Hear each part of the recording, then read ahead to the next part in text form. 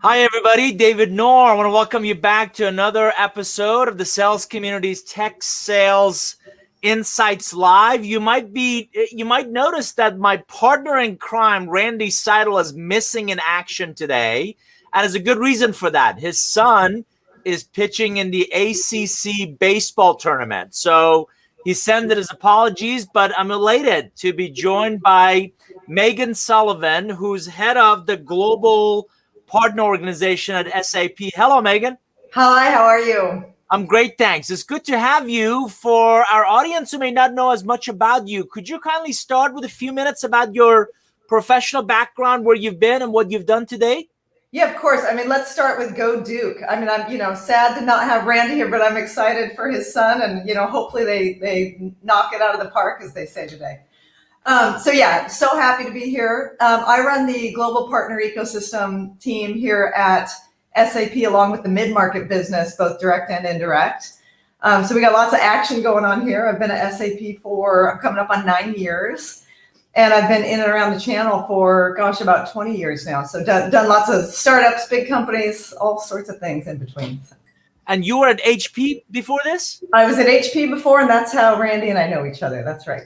That's awesome. And interestingly enough, you do a big annual Sapphire event, which I guess is the big customer event. And before that, you used to bring your channel partners in person. That's also happening like this week, right? That's right. So Sapphire is our really big, SAP event where we have about 25,000 customers come. That's going to be next week, and we're doing it virtually, of course. So we expect to get, now that we're doing virtually, a whole lot more than that in attendance. But more importantly, today is SAP's Global Partner Summit, and that is the event that my team puts on. And we have about 12,000 of our partners attending simultaneously to this podcast, listening in on kind of all the news of what's coming out from SAP. That's fantastic. So let's talk a little bit more about your role. Yeah. And for our audience, I would encourage you to jump in with your questions. We're live on Facebook, LinkedIn, and YouTube. Meaghan, talk a little about your role. What does global partner marketing mean at SAP? And talk about the small business as well that you lead. Sure. Yeah. So we cover about a $6 billion business here through the SAP partner ecosystem. SAP has about 22,000 partners on a global scale. And we're responsible for putting together all the programs, initiatives, all the communications that go out through partners, letting them know how to make money, which is the most important thing. But also we do a lot of awareness and consideration in the market, and just, make sure there's air cover for partners out there, that they know what the products and solutions are. We cover every product, every solution from an SAP perspective, and every corner of the globe. So we've got a lot under our purview here. Love it. So can you talk about some key trends? Obviously, we're in this, 14 months into this pandemic. What do you believe are some trends that are going to bolster the global partner success as we're talking about partners of the future? And then you know where I'm going with this. I'm gonna flip the coin and ask you, what do you think could threaten it? Yeah, it's interesting. If I just go back, I don't want to go too much on, living in COVID times, but when I go back to the beginning of 2020, we were all sitting around on our whiteboards in our offices, putting together our 3-year plans, right? It's like everyone has, the famous 3-year plan. March hit, and all of a sudden what was 3 years became 1 year. And everything that should have taken 3 years was literally 1 year. Everybody's businesses changed literally overnight. From a partner perspective, they had to pivot and their businesses had to change overnight. And what we talked about, the partner of the future, now we say the future is now, like it's the now partners. And there was an urgency around being nimble and flexible and changing things as quickly as possible. And so some of those trends, now customers and partners especially have to figure out what are flexible payment terms for customers and how are they going to do that? How do they switch to online sales models? That was a really big one too.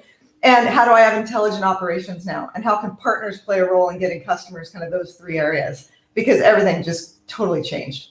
And you have partners that are massive organizations, and you have partners that are mom and pops. Right. Have you found that maneuverability to be easier for the Accentures and those guys of the world, or is it actually advantageous to the smaller partners? So I'd say it's totally a blend for sure. We saw some incredible partner pivots happen last year.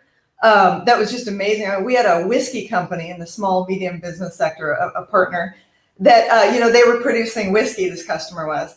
they pivoted to produce hand sanitizer in all of their big barrels and everything. And, partners helped make that transition and get it out to market with all the operations and logistics around it. I mean, that was a cool one. We had other partners change to make PPE things, and get those out to market. So, I mean, it was incredible to watch how nimble some of these smaller companies were in being able to make those changes. And then certainly, the big partners, the Microsoft's, AWS, Accenture's, Deloitte's, they did some incredible things too, and serviced their partners in different ways than they had ever done before as well. So pretty cool, actually, to watch all those transitions happen. How's the transformation to the cloud going, and what does that do to margin models, business models? Talk about that a second. Yeah, I mean, the cloud now became everything, right? SAP had a big business on-prem, and we have a lot of partners that are, we're making a lot of money on-premise. And we announced last year that, we're going to go to the cloud. Everything's going to be cloud focused. Well, what happened in January of this year is we said, okay, now everything is cloud. If you look at some of the studies that have been done, so IDC announced a big study on partner transformation. 23% of partners overall in their study completely failed at this transition over the last 14 months. And, highly likely, struggling a ton. And a lot of those guys are going to go out of business, sadly. If you look at partners who made the transition, kind of equal amount, about, 25% of partners, 23, 25, they did really well, and they were nimble, and they were able to make those pivots. And then you have this center section, where they were born in the cloud. They were ready from the start. And so, they actually took advantage of this and are doing quite well. So when I talk to partner communities and everything, and even big vendors that are working with partners, it's like, pay attention to those different segments. How are you going to help the ones that didn't make it, or quite frankly, maybe not support them anymore in the future? And how are you going to help those partners that are really making the transition and kind of get them there with you? So it's an interesting time right now. Appreciate our audience jumping in. So Jesse is kind. One of my favorite books, Curve Benders. He is Meaghan. He is speaking wisdom. There you go. I love that. You. Perfect. So which talks about relationships that have had a significant change in your life. So Jesse's asking, in thinking about your career, going back to Motorola, going back to some of the really cool places you've been, the jobs you've had, are there some people that have had a real impact on you and your career? And I'm not convinced anybody is born wanting to be a global channel marketing kind of person. So what's shaped that for you? Yeah. Well, my career, channel and ecosystem is only a part of it, right? I did business development for years. My favorite thing to do is alliances. I love to take, my company, another company, figure out what all the technologies and interchangeable pieces are and take it out to market. That's like where I live and my passion.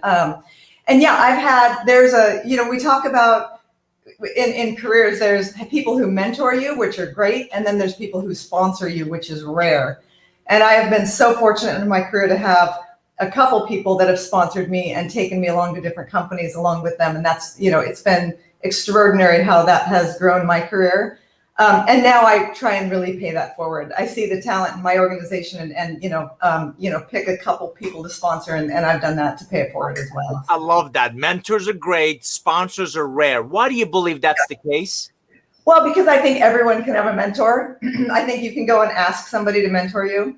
When it comes to sponsors, that is when an executive sees something in you or sees a potential and takes you with them.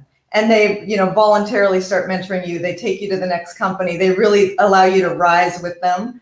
And you can't ask somebody to sponsor you. It happens by invitation only. Love that. Fabulous.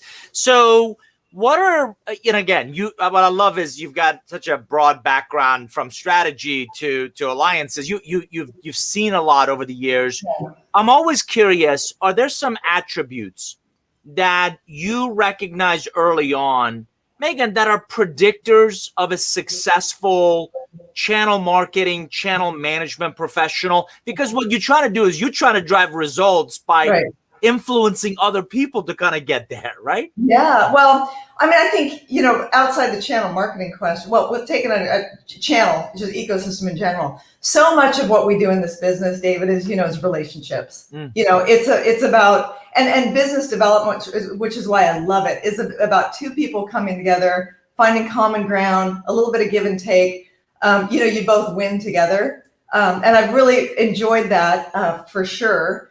And I find that the best kind of people rising in the organization are one that really focus on the relationship and do what's right for the company, for the ecosystem, for everyone, so that we all win together.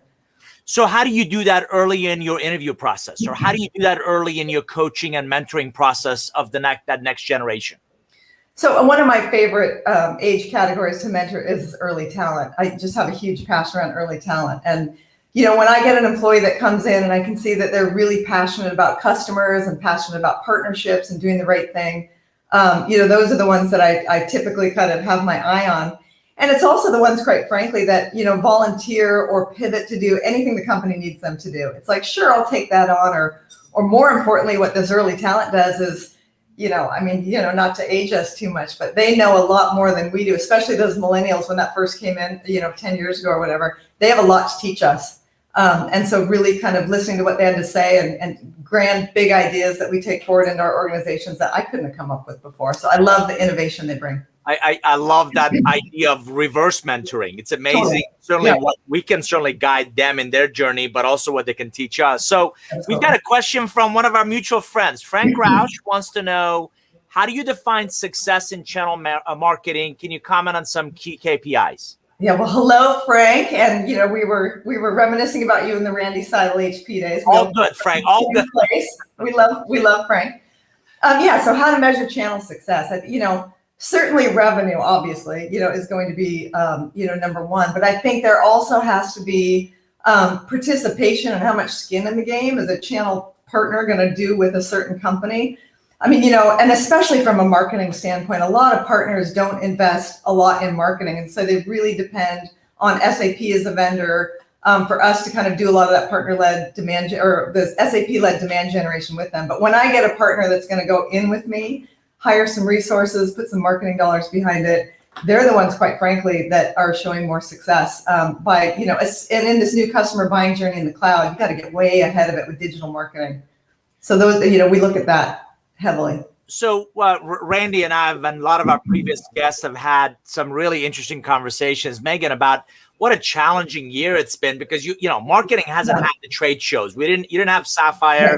You didn't have a lot of those events that we didn't have demo days. And so what have you seen in terms of that marketing investment in the past year that you believe has actually worked? What has translated into that was a prudent investment and we actually got a good return on that invested time, effort, capital? Yeah, I switched the question just a little bit because what I look at is what are partners investing in that's working for them right now. And we do see, a ton of investment around digital marketing specifically. How are they going out and capturing customers way ahead in the buying cycle? It's all different now, right? They talk about the buyer's journey. A lot of customers have decided what they're going to buy before they even hit your website and before they even hit the partner website. It's all about reviews and about, peer reviews and how you get out there and get awareness and consideration in the market. And that's done digitally way upstream. So, SEO, Google search, marketing automation, how do you capture those leads and bring them back? How does your website look? How are all the links and the content? How's your engagement? There's a whole lot of stuff around that. But the partners investing in that area are capturing the most business right now, for sure. That's fantastic. Here comes another question from Jesse. Do you have a favorite productivity app? Airtable is one. Randy's a Calendly guy. What do you like in your daily process that's a good app for you? Wow, you threw me a curveball on that one. What's a good, I'm probably old school. I love Evernote because I can keep I can have everything in one place. I'm a big note taker and I find just kind of being in different places, I like to kind of have everything kind of all together. So I know that's a little old school, but I'd say Evernote's probably my favorite. I'm just glad you didn't say Rolodex, right? That'd be sad. That would be sad. Or BlackBerry. That's another one that we all do. Sadder. Yeah, no. So you talked a lot about relationships. You talked about, doing the right things for the company, doing the right thing for the partner as really predictors of future success. How would your answer change if I asked you about a channel kind of manager or channel leadership? Meaning what makes a successful channel leader? Yeah. So whether you take someone now and you promote them or if you recruit them from outside, what are some of the attributes you're looking for? Yeah. I am looking for innovation. And, maybe it's different because I'm at SAP. We are a big company. I mean, we've got 70,000 employees. We've been around for a long time. And the channel business has certainly been transitioning to be more important. And when I first came to SAP, I think it was 25% of our overall business. That's increased significantly in the last 9 years since I've been here. But we certainly are still looking at new, innovative ways to do things, ways to capture the cloud, capture that revenue opportunity, customer success, repetitive customers, having fanatical customers. I mean, someone coming in and interviewing here, I really want to know, kind of critique us, like what could we do differently? What are we missing? How can I get off Evernote and do something more exciting? That kind of stuff. Yeah, so Jesse, remind us that Randy's a big Evernote, so not quite that old school. So talk about talent. So Meaghan, I'm having a lot of talent conversations. You mentioned mentoring early talent. I'm having a lot of talent conversations with leaders that I work with. Do you believe it's actually become easier or more difficult to identify, find, kind of retain, and develop that great channel, both for SAP, but also the channel partners? Talk about the talent agenda for a second during this pandemic. Yeah, I mean, let's see, how do I phrase that? I think it's probably become harder to identify talent because, a lot of people that are in the channel have been in the channel for many, many years. The channel it typically has done business the same for years and years and years. And so I kind of go back to that innovation topic, right? Things are totally different than they were, right? The channel chief job is different. The skill set that we need from, CROs and from channel chiefs is different than it used to be. Even from a marketing perspective, I need talent that is data-driven talent, understands AI and machine learning and how do you take all that data and turn it into predictive analytics and, all that kind of stuff. So it's a bit of a different job description than it was in the past. And so finding that talent and bringing them in and doing things differently is what we're looking for. Has SAP announced any kind of a hybrid work model? What's the game plan for the post-pandemic kind of getting people back together? So we at SAP are very global, especially on my team. We are literally all over the world. And most people, in my team anyways, we work from home because we are scattered, everywhere. Having said that, there will definitely be office openings, say like in January. We've started a really small office opening program, for the fall, but it's very, very selective. But I know a lot of people are looking forward to getting back in the office, one, but number two, getting back in terms of events and face-to-face and networking and all of that goodness. But I don't think it's going to return to how it used to be for sure. But I do think, there'll be some type of hybrid forever for us. We got a great question from Tucker. What advice would you have for SDRs looking to get into channel? Oftentimes there's not a direct path where there's, sellers in the early careers, either AE or BDR manager. So if I'm an SDR, how do I work my way into channels and channel marketing, channel relationships? Yeah, I think, the best thing you can do is just, be educated on the trends going out in the market. I've always tell my people, don't just do your job, do more than your job, right? My biggest piece of career advice, I think where I've been successful is when I sit at the table, I don't answer as if I'm, Meaghan. I answer as if, what would my boss say? What would my boss's boss say? How do they look at the world and what would their answer be? And I always answer as if I'm one level up. And I would say the same thing for an SDR trying to get a new job or whatever, like answer in the job that you want, right? Think about what would that look like? What would they say? How do they look at the world? Because you'll find it changes your answer for sure, gives you a much broader perspective. And then anyone sitting in the room looking for talent or to promote you or whatever is going to say, that person speaks differently and looks at the world in a different way. And I want them on my team. So it's a great way to get promoted and moved around. If you've just joined us, you're listening to Meaghan Sullivan, the head of global partner marketing at SAP. Would love to have you jump in with your questions. Got another one from Jesse. Meaghan, big topic in the world of sales today, the player coach role. You believe in that notion where, someone is actually contributing themselves as well as coaching others? Or is that really too difficult and two different jobs and kind of difficult to play? No, I think it's great. As we talked about earlier, the player coach role is awesome, right? So, you do your job, you also mentor or coach somebody else how to do their job. what I've found when I mentor people, I learn a lot from them as well. It makes me a better person. It makes me look at my job a little bit differently. And when you get a really great player-coach type of relationship, it turns out to be kind of helping each other in the end. So I think it's a great developmental tool. If you have the bandwidth, I would absolutely do it. And also, I think what really helps is do it outside your organization or even outside your company, because then you get a breadth and perspective that's different that you can bring in. Staying on this talent conversation, you and I talked about this in our last conversation in discussions that the tech industry seems to be very male dominated, right? Yes. So I have a daughter. I know you're passionate about that early talent. And again, Frank Roush is jumping in with a great question as well. Can you comment on not just the importance of diversity and inclusion in the channel space, but what are you seeing? What are you doing? What do you believe we can more broadly? We've had some great women leaders, Joe and Randy and me, on these conversations. Yeah. What can we all do to give those underrepresented communities more of a chance to really succeed in tech sales and channels? Yeah, I always like to broaden the diversity question. Certainly, women in business is a great one. But how about, the Black community, and how are we representing them, and, different cultures and different ethnicities and such. So we talk a lot about that here at SAP.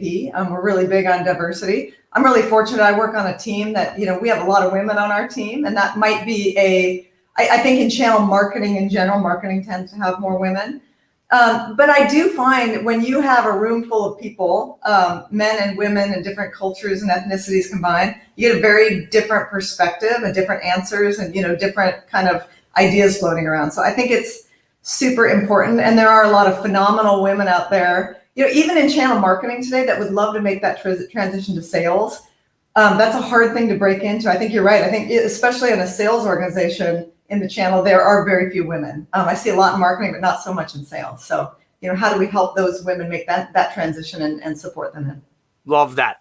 So let's talk about. I'm gonna date myself. RevOps wasn't a thing back in the day, right? We didn't have the sophistication that seems to be there with the tools and the technology, as you said, really help understand the buying journey. Right. What do you believe, RevOps can do to help channel marketing, channel sales? You touched on this briefly. Elaborate on that and where the role of RevOps is in that space.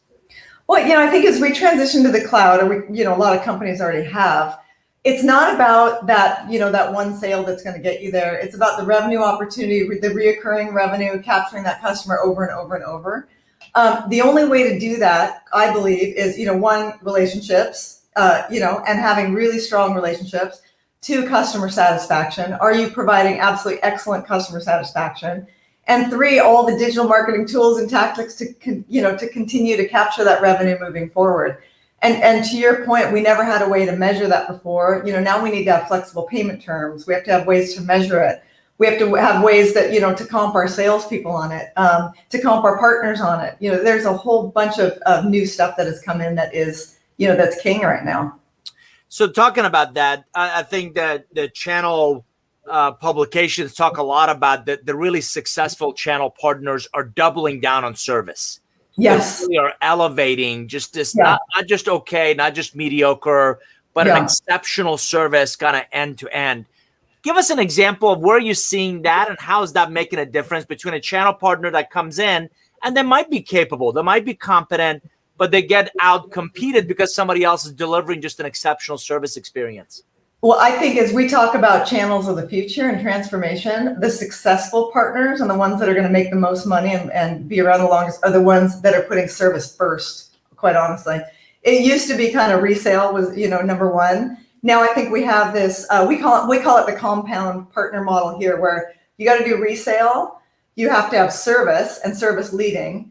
And then the third tier, quite frankly, is IP. What are you building? What are you doing to build IP and, wrap those services around it and take that to customers in a totally different way? And the other piece of that, services for sure. What we found, I've got some stats written down here. People that are developing apps closely aligned with SAP are seeing between a 35% and 125% increase in their first year of revenue.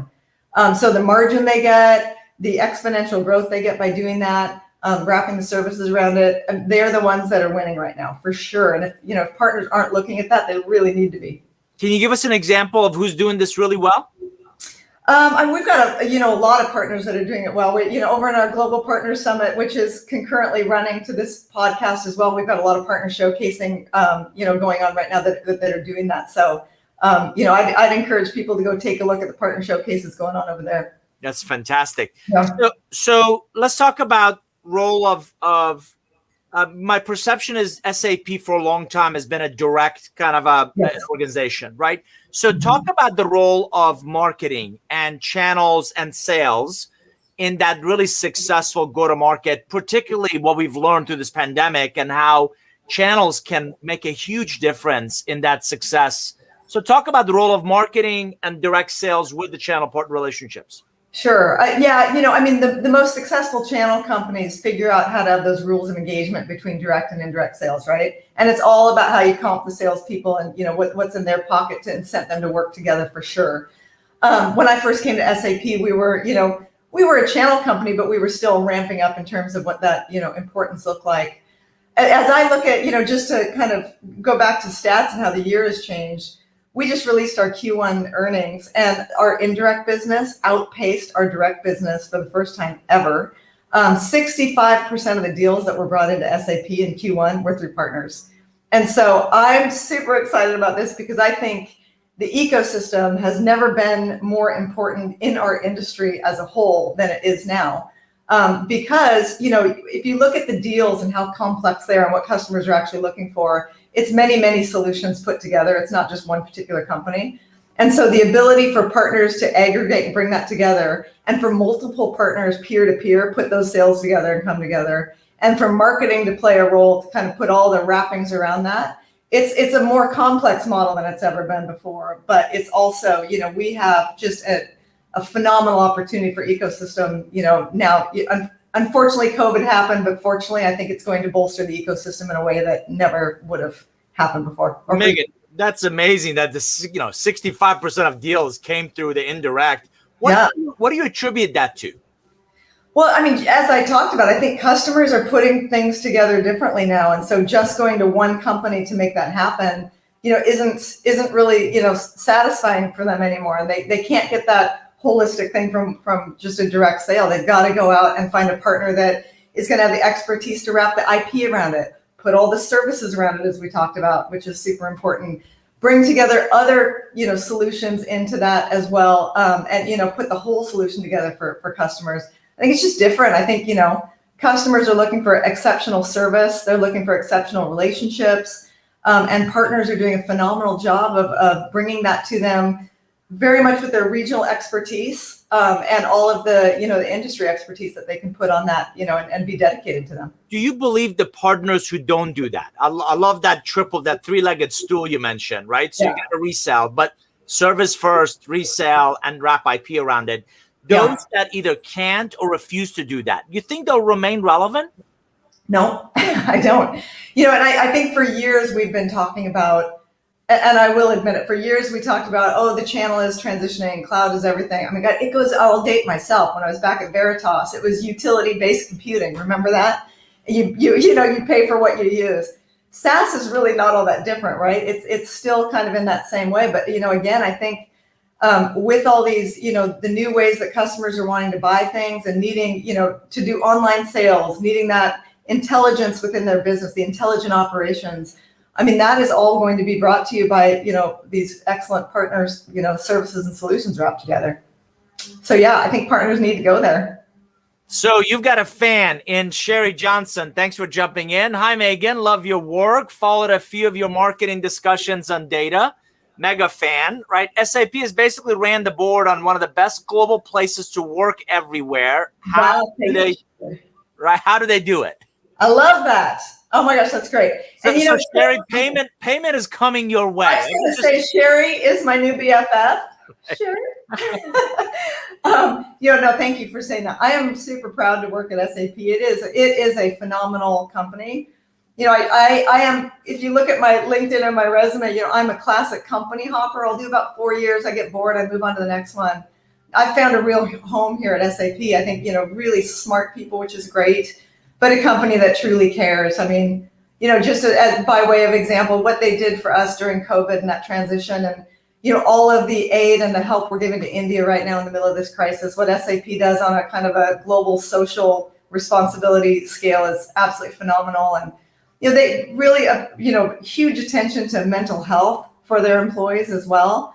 During everything, we had a mental health day where everyone just got to take the day off. Turned out to be like a 4-day weekend for many people. Kind of mandatory, don't look at emails or phones, and it's a gift. So I'm so happy to be here. It'd be hard to pull me away from this company. It sounds like a real intentional focus on a healthy culture. And if our people are happy, they're going to take care of the channel partners and the customers. And is that true? Is that a very intentional kind of employee experience journey? It is super intentional. And I think, we talk a lot, we're having this leadership conversation now. One thing is, how do you lead your teams exceptionally well from what they do? But I think, and especially in the last 14 months, kind of how do we care for our people? The world, we're literally living in hell for 14, 18 months, whatever. I mean, checking in on our employees. How are you doing? How is your soul? How are you surviving this thing? And how can we help? And the company's been amazing at doing that. So I'm so proud to work here. So I want to ask you to flip the coin. Obviously, without naming names, there are also a lot of companies who don't do as good of a job on their channel relationships, on their channel investments. Why do you believe that's the case? And if you were to walk into a company where they're not getting 65% of their deals from indirect, what would you advise them to think about in really growing, scaling, elevating their channel relationships? So I think, there's been a big focus on customer experience in the last 2 years. What we did in the very beginnings, early on, we were lucky we acquired Qualtrics, but what are you doing about partner experience? Go out and survey your partners. What are your partners saying about you? What's your experience with them working with you? We have done a tremendous amount of work on that. When we put out our initial partner survey, the results weren't that great. We are a big company. Sometimes it's hard to do business with us. It gets kludgy, whatever, but we've taken that feedback very, very seriously, and our NPS scores have actually exponentially improved since we started doing that. So, I would definitely say it's about partner experience, listening to your partners, going and ask them, how are we doing? What can we do better? How can we improve? Partner experience is super important because they are the face to the customer for these companies. And so it both matter. And would you agree, in many ways, ambassadors of your brand, right? Yes. They're at the edge of where it happens, right? Absolutely. Yep. And if they love you, then, things are great. So, again, you've got a great background. You've been at this for a while. How do you continue to learn? How do you continue to, Meaghan, grow as a leader and extend yourself beyond your comfort zone so you don't get bored? You don't get... you don't reach that plateau of a job or department, function, organization. Well, I mean, I think one thing is being involved in things like this. I mean, the sales community that Randy has built has been amazing, right? You get to network with different people. You get to talk through different industries about what other people are doing. I'm involved in several organizations with industry peers where we can just really sit and have, true talks about what's going on in the industry. So many times people get in their job and it's just about, my job, my company, what I've got to do today. But when you take an external view and really start looking at, what are the trends out there? What are other people doing? What are my peers doing? I said, we've got a lot of small advisory boards that, 10, 12 people that have kind of my similar title in my peer companies, sometimes in competitor companies. We'll sit around the table once every 3 months and just say, what's working, what's not working, what are you frustrated about? It's awesome. Like, we share a lot of really great ideas, and it's that's what's helped me grow. Is that through a formal kind of organization or just kind of informally? I would say there's been a couple companies that have put those together, and I've been invited in, which has been great. And then there's other situations where I've met really cool people through these organizations, and we just have our own little cohorts. So we get together, and just, talk about the stuff. Love it. Love it. So again, you were kind enough to mention that you've worked for some great coaches, and you've also been lucky in your career to have some sponsors that have kind of taken you along the way.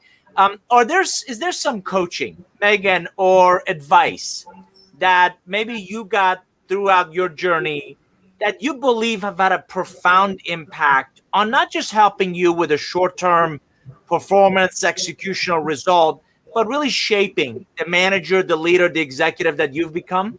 Yeah, I mean, I think my biggest secret to success, as we talked about earlier, is that, act as if you're your manager or your boss, answer in a different way. That's probably the single most effective thing that, that I've done in my career.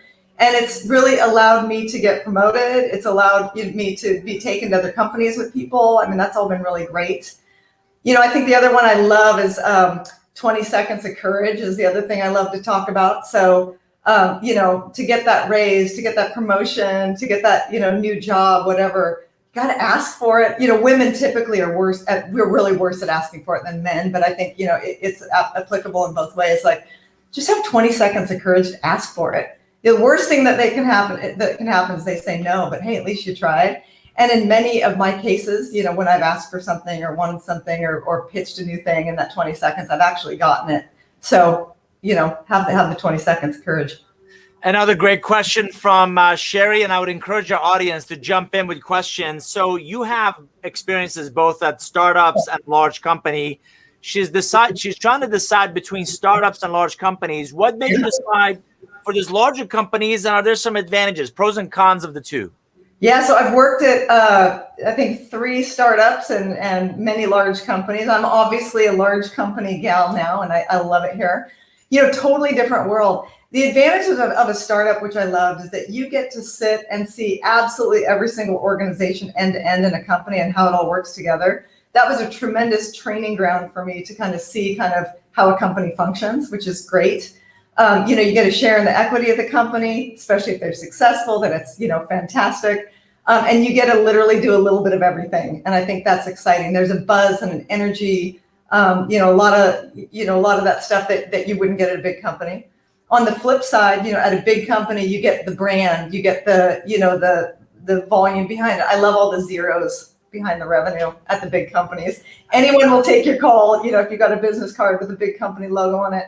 I really, really love, the big brand and how SAP is truly making a difference in the world. I felt the same way about HP. They were one of the original companies in Silicon Valley. Motorola was, when I was there, it was about, the Razr flip phone and all the cool things they were doing and iconic in the industry. So I tend to gravitate now towards those big, big brands. I love it, but 2 totally different experiences. So, for one of our final questions, I'm going to ask you either a fun story about Randy Seidl, keep it PG, or what have you been doing fun during this pandemic? What are you most looking forward to on the other side of it? Yeah, so I'll take the pandemic question because I think I have a very unique answer. So if you know me personally, I have 18 and 20-year-old daughters who are phenomenal.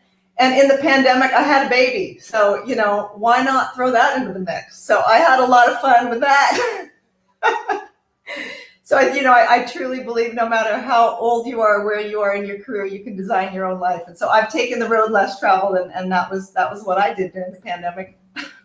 So the 18 and 20-year-old, are they willing, or are they planning to help? Or oh, they've been great. I mean, the advantage is that we were all home, so we all got to experience, the birth and the newborn stages and everything together. And hey, it was great. I had like multiple nannies everywhere, and baby thieves everywhere. So I'm sure you haven't gotten that answer yet in this question. So I have to tell you, you're right. That is definitely a unique experience. Hey, what did you do in the pandemic? I had a baby.